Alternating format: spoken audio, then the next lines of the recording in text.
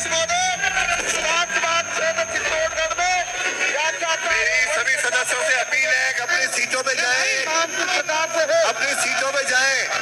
आज बजट का अंतिम दिन है, आप भी बहस में भाग लें और हमारे मुख्यमंत्री का जवाब भी सुने, सरकार का जवाब भी सुने। उपरोक्त व्याख्याता पद वरिष्ठ अध्यापकों के विद्यालयवाद शुल्क कारण एवं रिक्त पदों का विवरण संलग्न है। जी हाँ, विभागीय पदोन्नति समिति अथवा राजस्थान लोक सेवा आयोग अजमेर से चयनित आसाद उपलब्ध होने पर रिक्त पदों को प्राथमिकता से भरा जा सकेगा। पूरा प्रश्न पूछो। माननीय अध्यक्ष महोदय, इतने पद खाली क्यों है मेरी विधानसभा में और चित्तौड़गढ़ जिले में? क्या सरकार इनको भरना चाहती नहीं चाहती है? चाहती है तो कब तक, और नहीं चाहती है तो क्यों? एक नंबर। माननीय अध्यक्ष महोदय, पूर्ववर्ती कांग्रेस सरकार ने कई विद्यालय ऐसे खोल दिए जिनकी जरूरत नहीं थी, न डिमांड थी, लेकिन 4000 के आसपास विद्यालय हैं जिनमें न तो पद स्वीकृत किए हैं, न जो स्वीकृत कर दे वो न भरे हैं। इसके कारण से अधिकांश पद खाली है।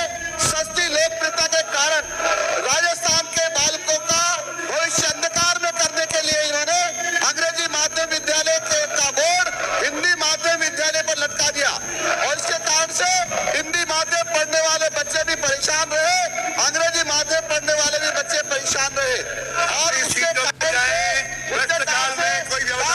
लाखों छात्रों का भविष्य अंधकार में हो गया। इन्होंने जो बालिका विद्यालय थे उनको अंग्रेजी माध्यम घोषित कर दिया। उसके कारण से बालिकाओं ने पढ़ाई छोड़ दी या दूर दराज जाना पड़ा उनको पढ़ने के लिए। उनके माँ बाप उनको दूर दराज भेजने के लिए तैयार नहीं थे। इसके कारण से लाखों बच्चियों का भविष्य अंधकार में इन्होंने किया है। कांग्रेस सरकार ने राजस्थान के छात्र छात्राओं का भविष्य अंधकार में कर दिया है। और यही नहीं माननीय अध्यक्ष महोदय, जो बच्चे थे वह भी वहां इसलिए नहीं पढ़ पाए क्योंकि वह बच्चों का विद्यालय रहा ही नहीं। जब बच्चे का विद्यालय नहीं रहा तो उनको भी दूर दराज के लिए जाना पड़ा। कई साइंस के सब्जेक्ट नहीं खोले इन्होंने, एक ही सब्जेक्ट में वो विद्यालय खोल दिए, दूसरे सब्जेक्ट का कहाँ पढ़ने जाएगा। इसलिए मैं निवेदन ये कर रहा हूँ कि कांग्रेस शिक्षा की विरोधी है, गांव के बच्चे पढ़ते हैं उनका विरोधी है, गांव के बच्चों को अनपढ़ रखना चाहती है, क्योंकि पढ़े लिखे लोग इनको इसलिए पसंद नहीं है कि इनके घोटालों को खोलते हैं और इनके सारे भ्रष्टाचार जितना किया है इन्होंने शिक्षा विभाग में, वो सबको उजागर कर सकते हैं कि जानकर लाला करके वो देते हैं, और इसलिए पढ़े लिखे लोग नहीं चाहते हैं। माननीय अध्यक्ष महोदय, मैं निवेदन ये भी करना चाहता हूँ, कि इन्होंने भ्रष्टाचार आकंठ रूप में डूबे हुए हैं। भ्रष्टाचार में आकंठ रूप से डूबे हुए लोग, क्योंकि शिक्षा में जिन्होंने खेल सामग्री की जो खरीद की है, उसमें जब मैंने विद्यालय में जाकर देखा तो क्रिकेट के बैट प्लास्टिक के मिले, यानी प्लास्टिक के बैट खरीद करके इन्होंने लकड़ी के बैट का पैसा उठाया। इस प्रकार से करोड़ रुपए सिंह डोटासरा जी ने और उसमें खाए हैं।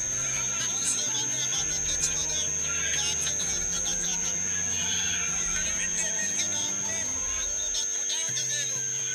गोविंद सिंह डोटासरा जी मिड डे मील में सैकड़ों करोड़ों का घोटाला कर गए हैं। मेरे पास सीएजी की रिपोर्ट है,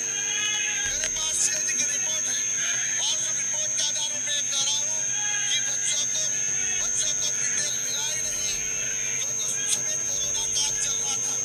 और ये कहते हैं जब पहुंचा दिया है तो कौन से ट्रक से इन्होंने पहुंचाया था, कौन से टोल टैक्स से पास हुआ, उसका टोल टैक्स इन्होंने कहाँ चुकाया था, वो सारे सबूत इनके पास नहीं है, न फाइल पर है। और इसलिए ये अब सारा का सारा पैसा खा करके इस प्रकार की बदमाशी करके सरकार के ऊपर हावी होना चाहते हैं। लेकिन मैं डोटासरा जी जैसे लोगों को सरकार के ऊपर हावी नहीं होने देंगे, क्योंकि ये भ्रष्टाचार में डूबे हुए इन्होंने शिक्षा का भंडार कर दिया है। माननीय अध्यक्ष महोदय, जबकि 2020 के बाद जितने भी विद्यालय उच्च माध्यमिक विद्यालय